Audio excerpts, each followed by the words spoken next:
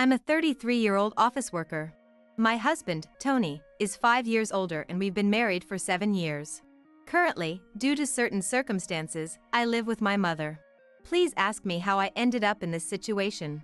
Going back 2 years, Tony and I built a house. At the time, Tony had just switched jobs and we didn't have much in the way of savings or income. Tony's previous job was at a major corporation. However, he suffered from insidious harassment from his boss, leading to sleepless nights and, a few months later, he became unable to go to work. He consulted a psychiatrist and took a leave of absence for about 3 months, but with no signs of recovery, he ultimately resigned. After that, we managed to live on my salary alone. Tony, unemployed for 2 months, began to regain his energy. He started eating well and sleeping again, and his psychiatrist was happy about his speedy recovery. My positive, beloved Tony was back. From there, he vigorously searched for a job. His experience at a major corporation was an advantage, but due to his reason for resignation being mental health, finding a new job wasn't easy. During this time, we found a small company that needed him. His salary was about 2/3 of what he used to earn, but seeing his eyes shine as he said, "It's way better than being jobless. Let's do this," made me happy. Moreover, it was in the field he wanted. We wanted to have children, but it was clear that life would become difficult if I stopped working. As a result, and because I also love my job, we gave up on having children. At the time, we didn't think about building a house as it was just the two of us. However, a cloud overshadowed our peaceful life. My mother, Karen, became paralyzed due to a traffic accident and had to live in a wheelchair. Since my father passed away when I was in middle school, Karen had been living alone. Our mother-in-law home was an old house. It was far from being wheelchair-friendly with many steps. Tony then suggested, "I'm worried, let's live together." Karen and I were surprised, but I love this kind of unexpected kindness from Tony. Tony had just changed jobs, so we didn't know what would happen, but we decided to apply for a mortgage. As expected, it was difficult to get a loan due to the short length of his current employment. But we possess something unbeatable: determination and an unbreakable spirit, our greatest strengths. We persisted, trying out a 5th mortgage company. It was indeed difficult to get Tony's loan approved, but the loan officer proposed various options to us. We took a chance on one of these proposals, and it led to a successful loan approval. We finally decided to buy our own home. I had always dreamt of living in a house filled with the scent of wood. Thick, exposed wooden beams on the ceiling, customized storage spaces designed just for us. A kitchen adjusted to my short stature, and spacious flooring made of cypress. Of course, it is a barrier-free single-story house. The house is perfect for comfortable living in a wheelchair. We couldn't wait for it to be completed and made a daily routine of visiting the construction site. Then our painstakingly designed dream home was finished. It has a large yard where my mother, who had become reluctant to go out, can now enjoy sunbathing. However, there was one dissatisfaction. The land on which we built was given to us by Tony's grandfather. Tony's mother-in-law wasn't particularly rich, but his grandfather adored him. But then, Tony's grandfather was suddenly diagnosed with cancer. Upon learning of his illness, he began to distribute his assets. Tony received the largest plot of land, as per his grandfather's wishes. It felt like winning the lottery, but there was a major catch. The land was just a 5-minute walk from Tony's mother-in-law home. When we told them that my mother would be moving in with us, Tony's sister laughed and said, "Why is your mother moving in too? How shameless is your mother-in-law?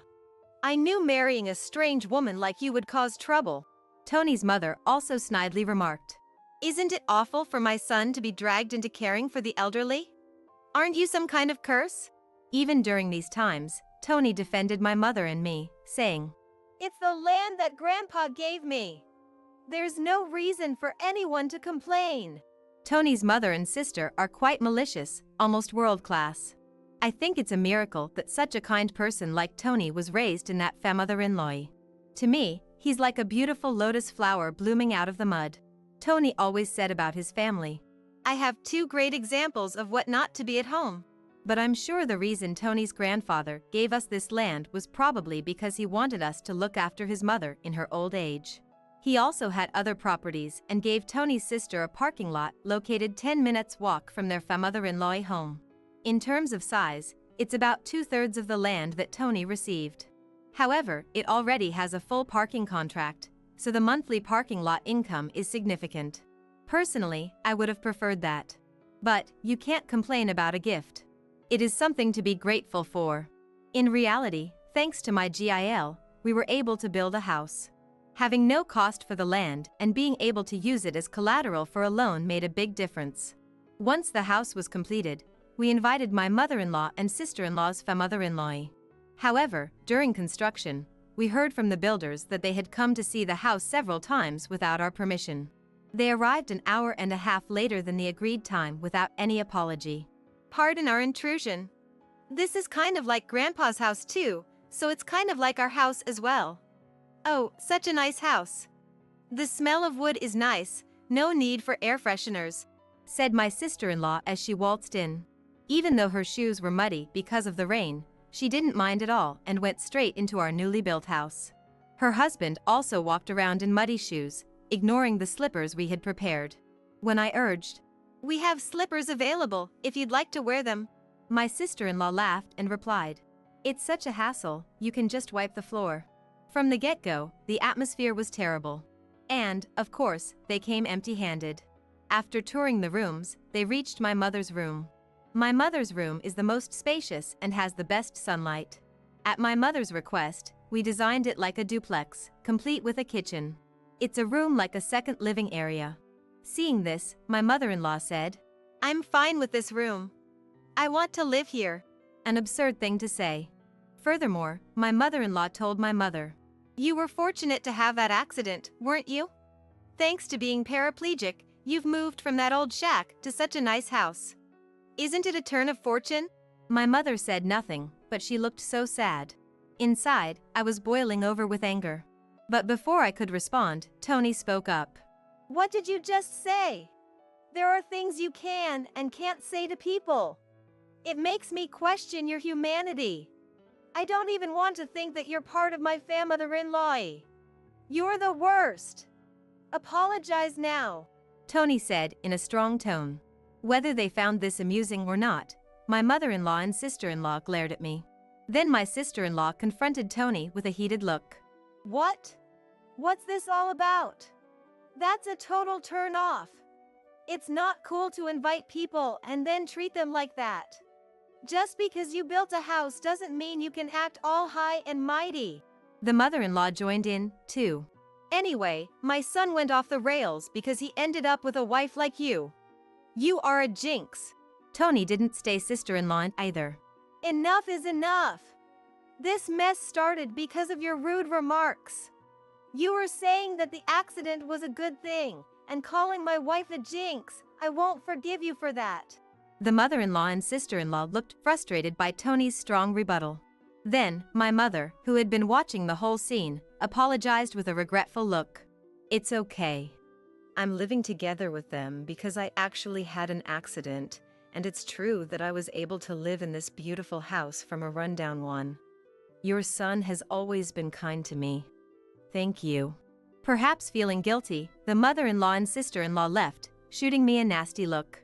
My mother then apologized to Tony. "I'm sorry. I must have upset your mother and sisters. I'm sorry I ruined the mood on the day of the housewarming party because of me." Tony also said, "No, I should be the one apologizing. It's embarrassing. They really lack decency. I'm really sorry. But I am happy to be living with you, please understand that." With that, my mother started to tear up. Since it's near Tony's parents' house, the neighbors are all people we know. They all know Tony since he was a child, so they're very kind to us. 4 months have passed since that mess. When we were finally getting used to our new home, and my mother started to smother-in-law more, an incident occurred. I received a call from home while I was at work. We rarely get calls from home, so it startled me. My bad feeling came true. My mother, unable to hide her agitation, called me. "It's awful. Tony collapsed at work." I, too, was agitated by the serious tone. I immediately consulted with my boss and headed to the hospital.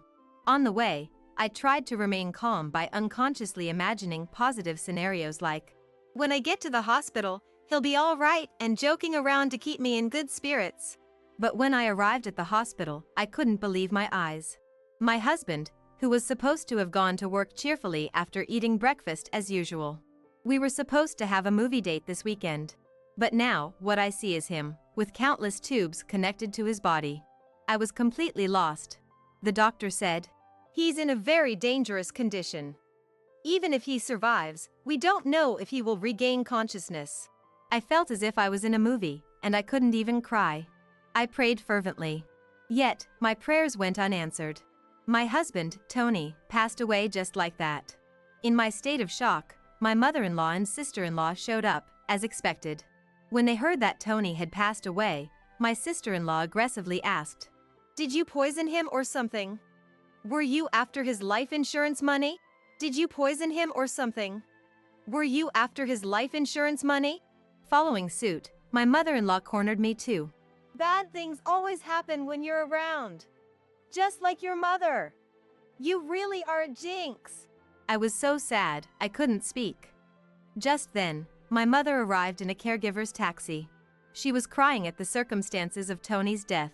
Seeing my mother's tears, I was finally able to cry as well. As the two of us sobbed loudly, my mother-in-law said, "Oh, stop it. Can you quit the fake crying? My son changed after meeting you too. Now that my son is gone, I don't want to see your faces ever again.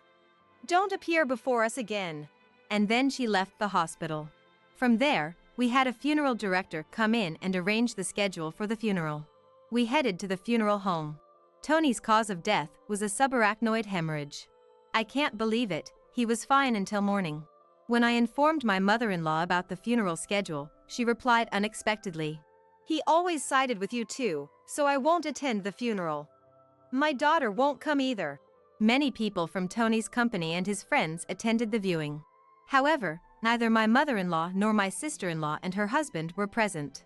It's unbelievable, but maybe that's just the kind of people they were. Many people attended the funeral too, and I could tell that Tony was loved by many. There were many who shed tears for his untimely death. I was glad to spend the whole day with them who sincerely miss my husband. I had received an email from my mother-in-law after Tony's death. But its content was inappropriate, so I didn't reply. The email was asking about the amount of life insurance money. She kept emailing because I hadn't replied, and eventually said, "I have a right to receive it." I wasn't in a position to deal with it, so I ignored it. When we arrived at our house, I saw light seeping out of the room. My mother, Karen, looked puzzled and said, "That's strange. I thought we turned off all the lights. Maybe I forgot to turn it off because I was too agitated." I replied, "That's all right. It's only natural to be upset given the situation," and unlocked the door to our house.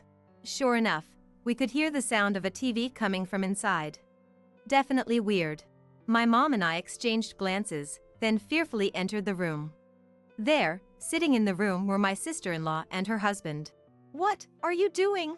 I was so surprised that I couldn't even raise my voice. The living room was filled with unfamiliar furniture and boxes. We had absolutely no clue what was happening. My sister-in-law then said, "Why did you just barge in here?" "Well, it's your first time, so I'll let you off the hook. We're taking this house. We sold your stuff, so leave." My mother and I were utterly stunned. We had no idea what was going on. When I asked, "Where did our stuff and furniture go?" she nonchalantly replied, "We had a resale company come today and they took everything. You had some pretty good furniture. We got a good price for it. We bought this furniture with that money.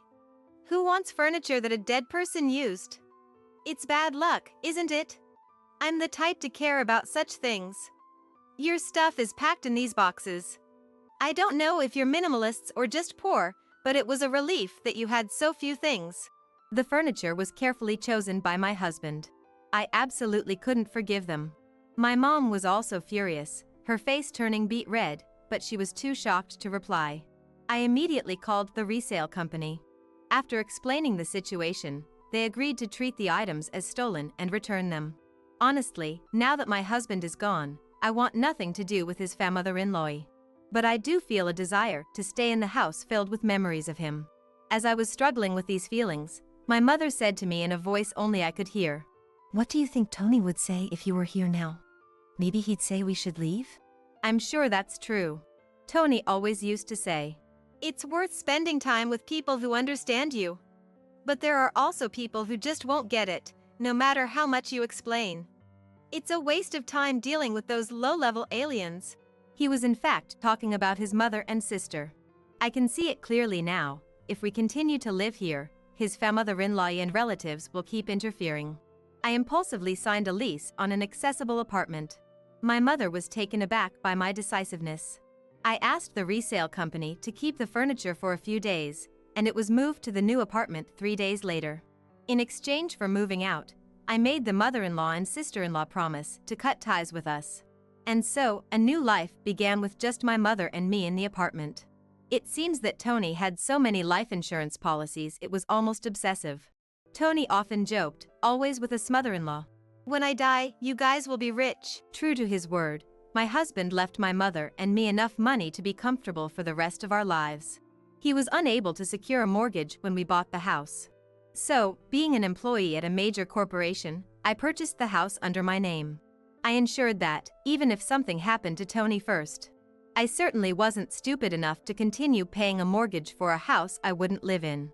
Under the original contract, the house would be auctioned off if the mortgage wasn't paid for 3 months. In the hustle and bustle of life, 3 months passed in a flash. Then, I received a barrage of calls from my sister-in-law, Jessica, with astounding fury.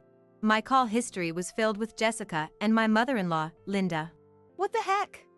This is seriously scary. It's like something out of a horror movie." I thought it was a little horror movie. Since they were being incredibly persistent, I picked up the phone only to find out they were furious that the house was being sold. Apparently, when they returned home, they were unable to get in, and there was a seizure notice. Jessica and her husband moved out of the apartment they had been living in since Tony passed away. Jessica had also quit her job. I suggested they move back to their parents' house since they were panicking about suddenly being homeless. To my surprise, Linda had become so involved in gambling that she couldn't keep up and had sold her own house. It seems they have been living together for the past 2 months. From what I hear, they even sold their primary source of income, a parking lot in front of the train station, a long time ago.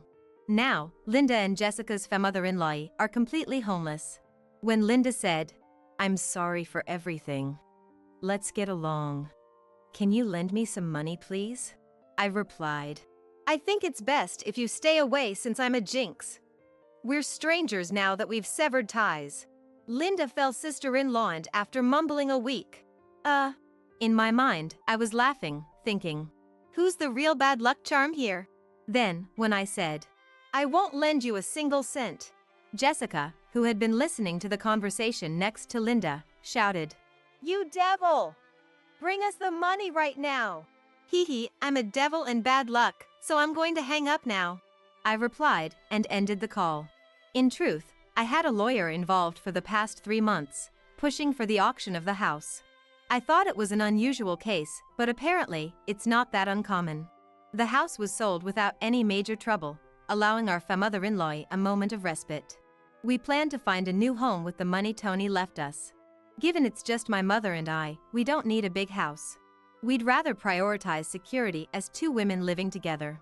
And so, I chose a condominium with minimal noise disturbance. I remember something my husband always said when we built our home. People can get energy from the sun. So let's create a place where mother-in-law can enjoy her hobby of reading in the garden without feeling self-conscious. With those words, he had made a spacious courtyard for her. So, I looked for a condo with a large balcony where she could enjoy her coffee and read. It's smaller than our previous home, but the room is spacious enough to house the furniture my husband proudly chose. The piece of land that was gifted to us by Tony's grandfather was expansive, and the house sold for more than expected. With that money, I bought a rather luxurious condominium. The security is top-notch, so my worrywart husband would surely rest easy. And I heard rumors about my in-laws' mother-in-law. Our old neighbors were worried about my sister-in-law's mother-in-law suddenly moving in. My mother-in-law and sister-in-law's mother-in-law were left homeless. They even tried to borrow money from neighbors. In the end, they couldn't borrow anything and ended up living in public housing after consulting with the community. But they're stubborn people, so it seems the trouble never ends. From what I've heard, they caused a commotion by having a barbecue on their small balcony. Their thoughtless actions must have shocked the locals. And whether it's due to a lack of money or just frustration, they seem to have loud arguments every night. People are saying they're causing such a racket that it sounds like things are being thrown around. My sister-in-law's husband left a long time ago, and now it's just her and mother-in-law living together. It's quite the contrast to my peaceful life with my mother, although we're both two-member households. It seems that the neighbors are banding together to try and get this nuisance mother-in-law evicted. No matter where you go, if you're a nuisance, people won't welcome you. What goes around comes around. I just want to live peacefully and quietly, estranged from my embarrassing mother-in-law. I believe that Tony is surely watching over us. From now on, I plan to live my life without causing trouble to others, and do my best to live not just for myself, but for Tony as well. You, a low-educated commoner, are not needed in our family. Victoria and Stella, my mother-in-law and sister-in-law, glared at me as they said this. If that's their attitude, I have my own plans. Just you wait and see. My name is Christina, 35 years old. I've always been shy about love due to my focus on work, but a year ago, I met Hilton through a friend and started dating him. Just last month, he proposed. I had long given up on the idea of a normal happiness like marriage, but Hilton, my age, was so understanding. He never complained about my work-centric life and always watched over me kindly, so I accepted his proposal without hesitation.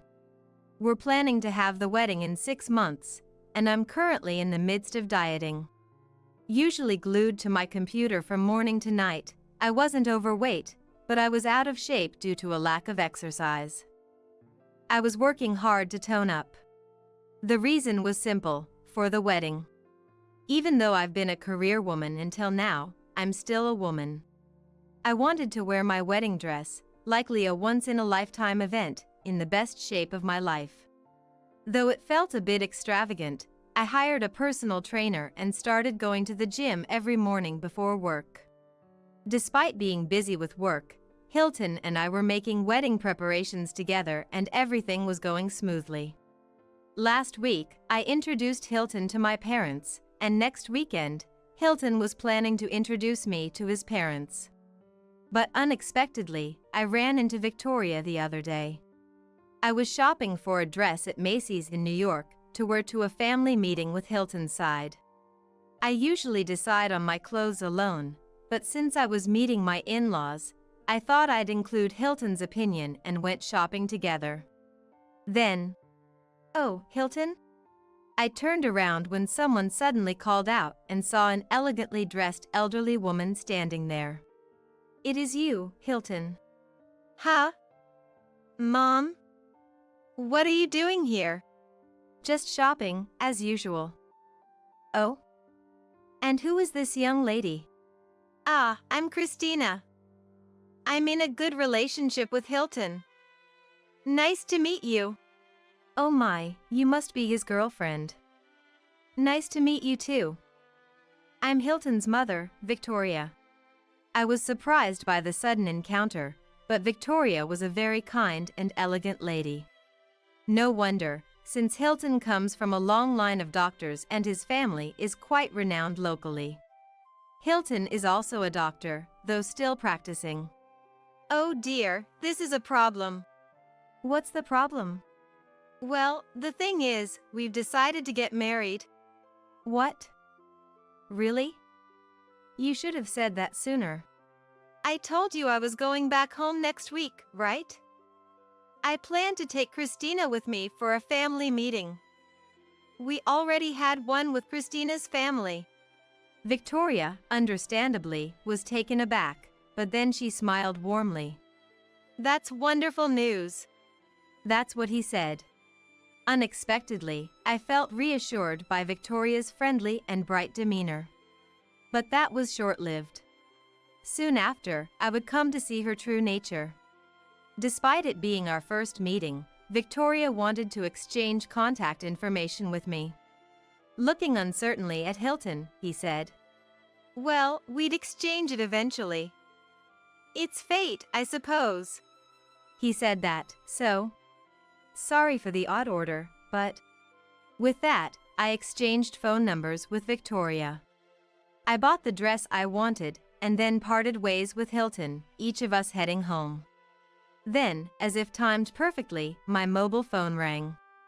To my surprise, it was Victoria. Christina? Victoria, thank you so much for today. We bumped into each other, quite a surprise. Thanks for giving me your contact on such short notice. No, thank you. You know, about coming to my house next week? Yes, looking forward to it. Well, about that, I have something I want to talk about. Can we meet before then? With Hilton? No, just the two of us. I was quite surprised by the sudden request, but I couldn't refuse due to our relationship. We agreed to meet during a weekday, and then ended the call. I felt uneasy, almost creepy, and unpleasant. A few days later, I went to the cafe where we were meeting, and Victoria was already there, waiting. Sorry to keep you waiting. Nowadays, it's common courtesy not to keep your elders waiting. I'm sorry. An unexpected jab. My unease only grew. Anyway, I was really surprised the other day. I'm sorry for the surprise. The family meeting ran late. Well, normally, I'd attend a family meeting first if I were marrying into a family. That was more than a jab. With a clearly malicious tone, Victoria continued. Is it the other way around these days? Recently, my friends are lamenting that their sons and daughter-in-laws got taken by their in-laws. I'm so sorry. Well, it's okay. By the way, do you always shop in that area? Oh, no, I rarely go downtown. Right, you stood out. I thought, what's this country-looking girl doing here? Then I saw Hilton and was shocked. Did I stand out? What a rude person. I regretted thinking even for a moment that Victoria was a nice person. You're not aware? Look, if you want to be my daughter-in-law, you should be more conscious of those around you. Yes, I see. Honestly, it was like picking a fight. I wasn't fashionably dressed like a model, but I wasn't out of place for New York's Macy's. It seemed like she just wanted to complain. But arguing back wouldn't help. I just said, I'll try harder. I just answered. Then, what kind of family are you from? My family? What do you mean by family? Family as in family. What do your parents do? Oh, Dad works a regular office job, and Mom's a homemaker. Oh my, what a surprise. Just ordinary people. Yes, we're ordinary, as you say. I felt insulted about my parents and answered with a hint of anger. Victoria kept questioning. What about your education? Where did you go to college? Oh, I didn't go to college. I went to a makeup school. After I said that, Victoria sighed deeply. You come from an unremarkable family and have no educational background. So, are you after Hilton for his money? Such a blatantly rude question. I was stunned and asked, What do you mean by that? What I mean is, did you approach Hilton for our family's wealth? Every girl that comes around him is like that. Aren't you the same? No, I don't know about the past, but I was attracted to Hilton's personality. I wonder about that. I hope to properly discuss this at the family meeting next week. Okay. Not sure if you'll be accepted, though. When we met downtown, Victoria was smiling, maybe because Hilton was there. But once we were alone, she changed completely. I was dumbfounded by her attitude. The conversation continued with her looking down on me, and then we parted ways for the day. I never expected to be looked down on to this extent. On my way home, I was deeply troubled about how to build a relationship with Victoria. The next day, I received a call from an unknown number. Hello? Is this Christina? Yes, it is. It's Stella. Stella. Which Stella are you? What? I'm Hilton's sister. You're dating him, right? Trying to become his wife and you don't even know his family's names? Oh, my apologies. Hilton's sister? Sorry, I knew he had a sister, but I didn't know your name. I was completely taken aback by Stella's abrupt call. Got your number from Mom. Just as she said, an unsuitable woman for our family has arrived. Mom said so too. A country-looking, low-class girl trying to marry Hilton, it's causing a stir in the family. I see. If the mother was like that, so was the daughter. I was utterly shocked by their mean attitudes, so different from the kind Hilton. I see. Are you mocking me? If you want to marry Hilton, you better not go against me. You're coming to our family home next weekend, right? I'll be there to properly evaluate you. Evaluate? Yes, evaluate. You don't understand because you don't have an education? We, Mom and I, assess all the girlfriends Hilton brings. By the way, no one has passed yet. Failures don't even enter our house and go straight back home. Be prepared for that. Now I understood why Hilton rarely talked about his family. Given their attitude, he probably wanted to establish facts at my home first, then forcefully push through at his own home. He likely didn't tell me to avoid making me anxious. Also, bring a proper gift. I'll send you a message later about what to bring. It'll be around $300, not much. If I may say, I'll discuss the gift with Hilton. A $300 gift requirement was unheard of. Do you understand your position? You're asking to marry Hilton, and you're not trying to please us? Don't you understand that without a college education? You're supposedly working, but probably just a receptionist or something trivial, right? Without learning the norms of being a working adult, you don't understand. Remember your place. You're the one asking to be our daughter-in-law. Are you really even working properly? I couldn't let this go. I responded angrily. To return your words, I have been working properly since graduating from school. If that's the case, it's even more unbelievable. I worked at a major consulting firm until recently, but you wouldn't be of any use there. I tried to change the subject. Speaking of which, I heard from Hilton. You're changing jobs, right? Getting hired immediately as a mid-career professional, you must be talented. I flattered this arrogant woman, and as expected, she took the bait. Of course. And it's at a trendy IT company, too. The one with the makeup app and the slogan, "You can be anything." You've heard of it, right? I was intrigued, but I kept listening silently. I'll be in a programmer position. When you're at my level, you get hired instantly, even without programming experience. Wow, that's impressive. So, it's okay to be inexperienced? Well, they do prefer experienced people, but it's all about how you present yourself. Being a programmer is something you can do even without a college degree. I'd master it right after joining. But, weren't you asked for a portfolio or something? You're incredibly serious, aren't you? I just paid a friend in science to make one for me. See? That's the smart way to do it. Well, I definitely don't have the nerve to lie in an interview like that. It's not a lie if you can do it later. That's what hiring is all about. After saying that, as if realizing she had spoken too much.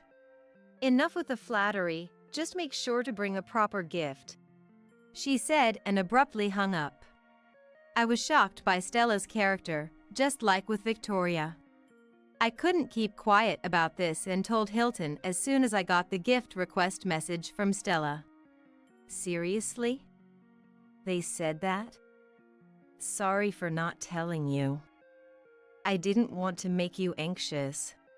I get it. Thanks. But what should we do? I'll handle the gift thing. Also, if Mom or Stella calls again, just ignore them. Hilton's words were very reassuring. He then immediately contacted Stella, rejecting the gift requirement. I braced for more communication from them, but nothing happened until the day of the family meeting arrived. Despite my nervousness, I optimistically hoped that Victoria and Stella wouldn't really refuse to let me in their house after their harsh words. But life isn't that sweet. At the entrance, Victoria and Stella were waiting like grizzly bears, complaining about the gift and refusing to let me in. Worse yet, Stella spilled coffee on my dress and even sprinkled salt on it. Even the typically calm Hilton was furious. "That's enough, Christina, let's go," he said. But I couldn't stay silent after being treated like this. "Hilton, sorry. I need to talk to Victoria and Stella. It might be awkward for you, so could you wait in the car for a bit?" Surprised by my determination, Hilton trusted me. "Okay," he said and stepped back. I turned to face the two women and asked firmly, "Why do I deserve such treatment? Your presence is not suitable for our family. Can you please stay away from Hilton from now on? What specifically makes me unsuitable?" "Fine, I'll tell you. What's with that dress? It's just some cheap thing from around the corner, right?" "No, it was tailor-made at a store I frequently visit. It's probably nothing special. So if it's not a fancy dress, it's okay to spill coffee on it?" "Yes, of course. Such a cheap thing, it's good you have a reason to throw it away." "If you're going to demand compensation, that's fine. I'll pay for it. Is that so? Anything else? Anything else? You ignored the gift, didn't you? That matter should have been settled by Hilton. That's a discussion for our family. If you so badly want to be part of our family, that's a different matter, isn't it?" I was fed up. In the end, there was no real reason. They simply didn't like me. You see, complaining like that is the problem. As a daughter-in-law, you should quietly listen to what your husband's family says. "I see, so you always treat people this way?" "Of course. I teach Stella the same. Now she's a daughter I'm not ashamed to show anywhere. Not like you, a low-educated commoner. We don't need you in our family. That's the unanimous decision." "I see, got it." Saying this, I took a deep breath. Time to fight back. "Well, in that case, I cannot accept this." "Huh? We don't need your acceptance."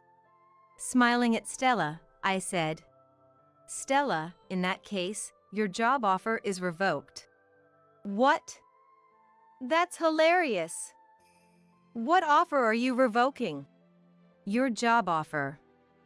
The one you said was secured at the company you were joining." "Huh? Why do you have anything to do with it?" Stella's face twitched. "It's my company. I decide, right?" "What? What are you talking about?" I intended to explain my job during the family meeting today, but unfortunately, there was no opportunity. The two were dumbstruck. They still hadn't grasped the situation. I continued to explain. "The company where Stella got her job offer is the one I run. I developed an app while attending a makeup school, and it was a hit, so I started my own company. You keep calling me a commoner, but to be honest, I earn more than 5 times Hilton's income." "That's impossible." "Normally, I leave hiring decisions to HR, but this time I'll have a say. I have personal feelings due to this treatment. However, the main issue is Stella's false statements during her interview. Sadly, if a job offer is obtained through falsehoods, the company has the right to revoke it. Wait, just wait. You passed, you passed. Don't say that, or Stella will end up unemployed. Victoria was panicking, while Stella was in a state of shock. Unfortunately, we were looking for an experienced mid-career professional, not a beginner. We weren't recruiting inexperienced people. Moreover, our company's slogan is "You can be anything," a very positive message. We don't need people who demean others or judge their worth. Please don't say that, let's talk. No, Victoria. Just now, you said you wanted nothing more to do with me, so Hilton and I will never pass through this house's gate again. This hit them harder. No! Not Hilton too! This was decided beforehand with Hilton. I'm sorry, but Hilton will have a separate family meeting with his father, so whether he keeps in touch with you too is your family's matter. I won't interfere, but I won't contact you again. Victoria slumped at this. Here's the final blow from me. Also, about compensating for the stained dress you mentioned earlier. It costs $7,000, so I'll be sending you the bill later. Victoria's eyes widened in shock.